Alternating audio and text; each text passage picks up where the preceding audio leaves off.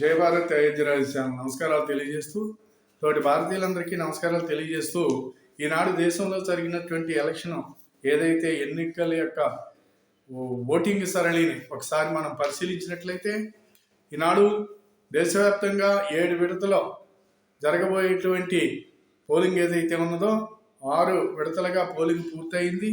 7వ విడత జూన్ 1వ తారీఖు పూర్తి చేసుకుంటుంది. కాబట్టి ఈ యొక్క ఫలితాలు ఒకసారి మనం పరిశీలించినట్లయితే రకరకాల అందరూ కూడా ఇండియా కూటమి అధికారంలోకి వస్తుందని, బీజేపీకి సీట్లు తగ్గుతాయని, ఉత్తరాదిని బీజేపీ ఉత్తరాదిని సీట్లు రావట్లేదని, ఇలా రకరకాలైనటువంటి ఎవరి అభిప్రాయాలు వాళ్ళు తెలుపుతూ ఉన్నారు. సంతోషం. సరే, నా అభిప్రాయాన్ని కూడా నేను ఖచ్చితంగా భారతీయ జనతా పార్టీ ఎన్డీఏ కూటమి 400 స్థానాల యొక్క లక్ష్యంగా పెట్టుకుని ఈ ప్రయాణం చేస్తుందనేది మనం వింటూ ఉన్నాం. అయితే ఇక్కడ 400 స్థానాలు ఆ యొక్క ప్రయాణం ఎంతవరకు సఫలమవుతుంది అనే దాని గురించి నా వంతు నేను దేశవ్యాప్తంగా ఒకసారి పరిశీలించినట్లయితే నాకు దొరికినటువంటి అంచనా, నాకున్నటువంటి అభిప్రాయాన్ని మీ ముందు ఉంచుతూ ఉన్నాను. ఈ రోజుని ఉత్తరప్రదేశ్ చూసుకున్నట్లయితే అక్కడ ఉన్నటువంటి ఎంపీ స్థానాలు 80లోనే అక్కడ ఎన్డీఏ కూటమి 75 స్థానాలు గెలవబోతున్నది. బీహార్లో చూసుకున్నట్లయితే 40 స్థానాలు కలిగినటువంటి బీహారు 36 నుంచి 38 స్థానాలు అక్కడ ఎన్డీఏ కూటమి గెలవబోతున్నది. అలాగే మధ్యప్రదేశ్ 29 స్థానాలు ఉన్నాయి, 29కి 29 కూడా గెలవబోతున్నది. రాజస్థాన్ 25 ఉన్న 23 స్థానాలు అక్కడ గెలవబోతున్నది. అలాగే గుజరాత్ 26కి 26 గెలవబోతున్నది. అలాగే మహారాష్ట్ర చూసుకున్నట్లయితే 48 స్థానాల్లో 31 నుండి 33 స్థానాల వరకు కూడా ఎన్డీఏ కూటమి అక్కడ గెలవబోతున్నది. ఉత్తరాఖండ్ చూసుకున్నట్లయితే కనుక 5 స్థానాలు ఉన్నాయి, 5కి 5 కూడా అక్కడ ఎన్డీఏ కూటమికి వస్తున్నాయి. అలాగే జార్ఖండ్ చూసుకున్నట్లయితే కనుక 14 స్థానాలు ఉన్నాయి, 14లోని 8 నుంచి 10 స్థానాలు ఎన్డీఏ కూటమి గెలవబోతున్నది. అలాగే ఛత్తీస్గఢ్ చూసుకున్నట్లయితే కనుక 11 స్థానాలు ఉన్నాయి, 11కి 10 స్థానాలు అక్కడ ఎన్డీఏ కూటమి గెలవబోతున్నది. అలాగే ఛత్తీస్గఢ్ చూసుకున్నట్లయితే కనుక అస్సాం చూసుకున్నట్లయితే కనుక 14 స్థానాలు ఉన్నాయి, 14లో 9 నుంచి 10 స్థానాలు ఇక్కడ భారతీయ జనతా పార్టీ గెలవబోతున్నది.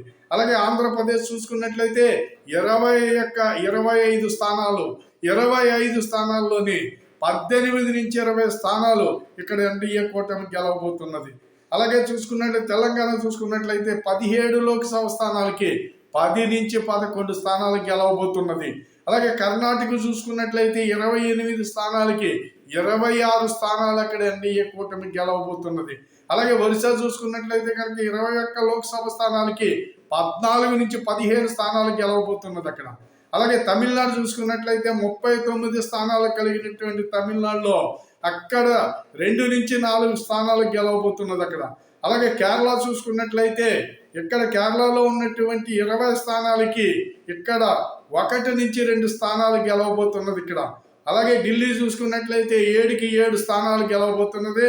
అలాగే హర్యానా చూసుకున్నట్లయితే 10కి 6 స్థానాలు, 6 నుంచి 7 స్థానాలు గెలవబోతున్నది ఇక్కడ.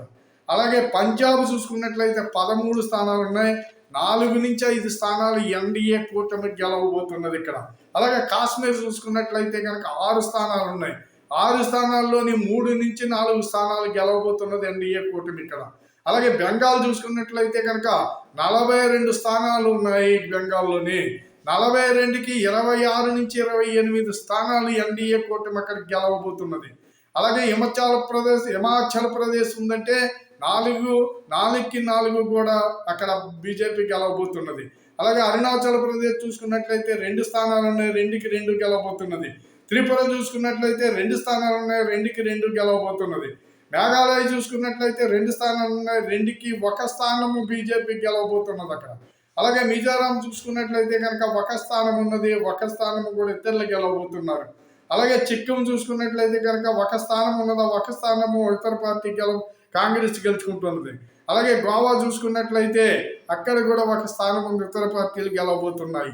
అలాగే నాగాలాండ్ చూసుకున్నట్లయితే 1 స్థానం ఉంది, 1 బీజేపీ. పుదుచ్చేరి 1 స్థానం ఉంది, 1 బీజేపీ. అండమాన్ నికోబార్ ఒక స్థానం ఉంది, అది 1 బీజేపీ. అలాగే మణిపూర్ చూసుకున్నట్టయితే 2 ఉన్నాయి, 1 బీజేపీ. అలాగే లక్షద్వీప్ ఉందంటే ఒక స్థానం ఉంది, 1 స్థానం బీజేపీ. చండీగఢ్ చూసుకున్నట్లయితే 1 స్థానం ఉంది, 1 స్థానం బీజేపీ. డామన్ డయాన్ చూసుకున్నట్లయితే 1 స్థానం ఉంది, 1 స్థానము బీజేపీ. అలాగే దాద్రన్ హవేలీ చూసుకున్నట్లయితే అక్కడ కూడా 1 స్థానం ఉన్నది. ఆ 1 స్థానానికి 1 స్థానము భారతీయ జనతా పార్టీ గెలవబోతున్నది. ఈ రోజుని దేశవ్యాప్తంగా రాష్ట్రాలు 36, మొత్తం సీట్ల సంఖ్య 543. 543లోని ఎన్డీఏ కూటమికి 380 నుంచి 390 స్థానాలు వస్తున్నాయనేది మాకు అందినటువంటి సమాచారం. ఇకపోతే యూపీఏకి చూసుకున్నట్లయితే కనుక 100 నుంచి 110 స్థానాల వరకు రాబోతున్నాయనేది మాకున్నటువంటి సమాచారం. ఇతరులు చూసుకున్నట్లయితే 30 నుంచి 40 సీట్లు రాబోతున్నాయి. ఇది ఈనాడు దేశవ్యాప్తంగా 7 విడతల పోలింగ్ జరగబోయే దానితోటి మేము లెక్కలు కట్టినట్టయితే ఖచ్చితంగా భారతీయ జనతా పార్టీ ఎన్డీఏ కూటమి 370 నుంచి 390 సీట్ల వరకు సాధించడానికి ఇక్కడ అవకాశం ఉన్నది.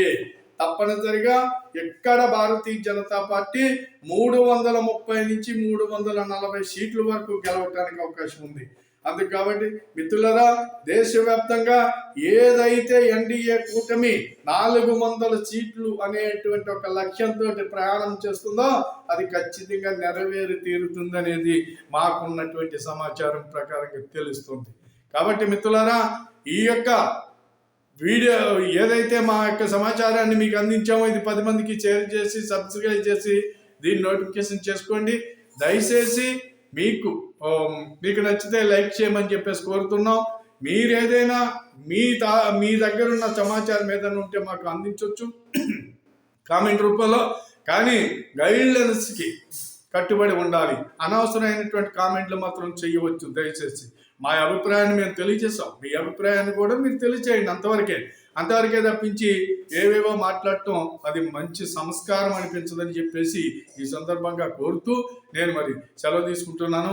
జై భారత్, జై హింద్.